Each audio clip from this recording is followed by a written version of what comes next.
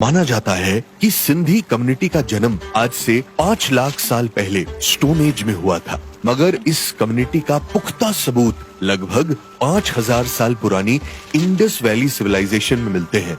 आज हम जानेंगे सिंधी कम्युनिटी से जुड़े इंटरेस्टिंग 22 में आर्कियोलॉजिकल सर्वे ऑफ इंडिया ने खुदाई से ये पता लगाया कि इंडस वैली सिविलाइजेशन या सिंधु घाटी सभ्यता 3300 से 1700 बीसी में मौजूद थी। इंडस वैली सिविलाइजेशन का प्रमुख शहर मोहेंजोदारो सिंधी भाषा का शब्द है, जिसका अर्थ है मुर्दों का टीला। खुदाई में मिले सील्स या कॉइन्स पर स्वास्तिक, जानवर और भगवान शिव बने हुए हैं। इन सील्स का इस्तेमाल करेंसी के रूप में करते थे, जिससे पता चलता है कि सिंधी पत्थर तराशने में माहिर, पढ़े लिखे और वैदिक धर्म को मानने वाले थे। सिंधियों ने अपने घर हवादार और प्रॉपर ड्रेनेज सिस्टम के साथ बनाए थे।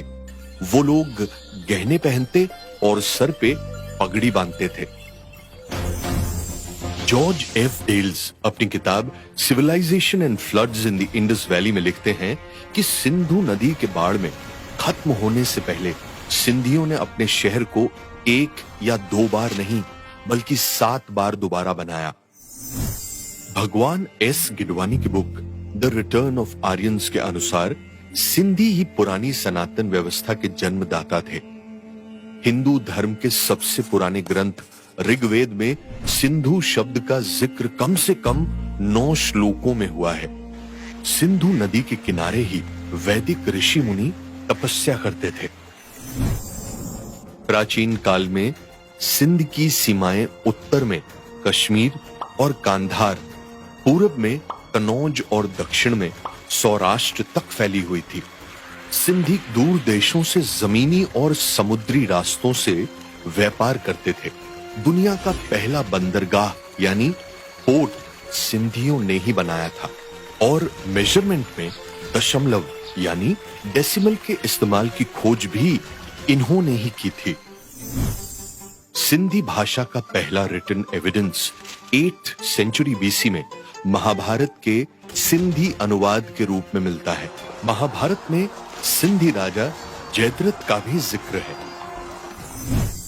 पर्शियन किंग साइरस ने 535 बीसी से 515 बीसी तक सिंध पे राज किया। उस दौरान पर्शियन एम्पायर की वेल्थ का 1/3 हिस्सा सिंध से वसूले गए टैक्स से आता था।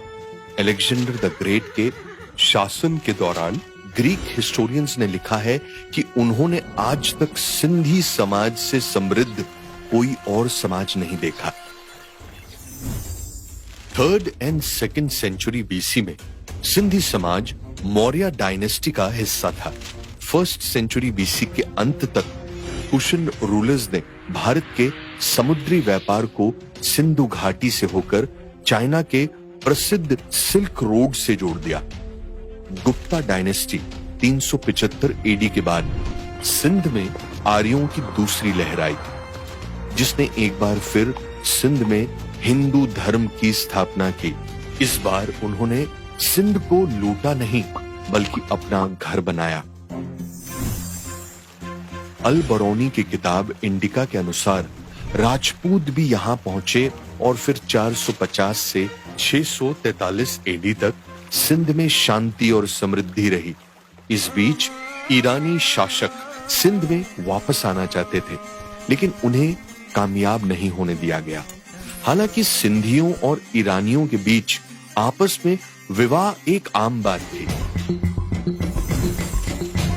राजा दाहिर सिंध के अंतिम हिंदू सिंधी राजा थे, जिनके राज में 663 से 712 एडी में सिंधी समाज शांति से रहता था। 711 एडी में मोहम्मद बिन कासिम की अगुवाई में अरब ने सिंध पे जीत हासिल की।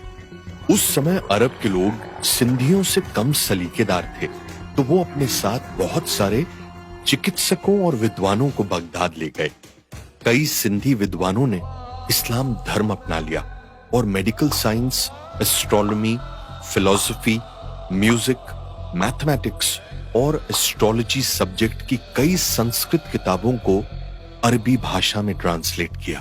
300 से ज्यादा सालों तक अरब रूलर्स के राज करने के बाद 500 सालों तक सिंधी समाज पे local Sindhi converted Muslims सुमरा dynasty 1026 से 1440 एडी और सामा डायनेस्टी 1351 से 1524 एडी का राज रहा। उस एरा को सिंध और सिंधी समाज की शांति और तरक्की का गोल्डन पीरियड कहा जाता है। इस वक्त तक फारसी जुबान ने अरबी जुबान की जगह ले ली, जिससे सूफी नजरिए और ऊंचे दर्जे की शायरी की शुरुआत हुई। वक्त के साथ सिंधी समाज ने अपनी पुरानी सैंधवी स्क्रिप्ट को छोड़ दिया और बहुत से फारसी शब्दों के साथ अरेबिक स्क्रिप्ट को अपनाया। इससे सिंधियों को एक अलग पहचान मिली। 1759 में दुनिया में पहली बार पवित्र कुरान को सिंधी जुबान में ट्रांसलेट किया गया। 10th सेंचुरी में मकरब खान के इस्लामिक राज के दौरान बड़े पैमाने पर हिंदुओं का जबरन धर्म परिवर्तन हो रहा था। कहा जाता है कि हिंदू सिंधियों ने 40 दिन के उपवास और पूजा पाठ के बाद सिंधु नदी के किनारे प्रार्थना की, जिसके बाद आकाशवाणी हुई कि नसरपुर सिंध में एक बच्चे का जन्म होगा जो उन्हें इन सब से बचाएगा। और ये सच हुआ कि 1007 में चैत्र के महीने में चेती चांद के दिन डिवाइन पावर्स के साथ एक लड़के का जन्म हुआ, जिसने दुनिया को भाईचारे का पाठ पढ़ाया और सिंधी हिंदुओं को धर्म परिवर्तन से बचाया। चेती चांद झूलेलाल की जयंती की निशानी है।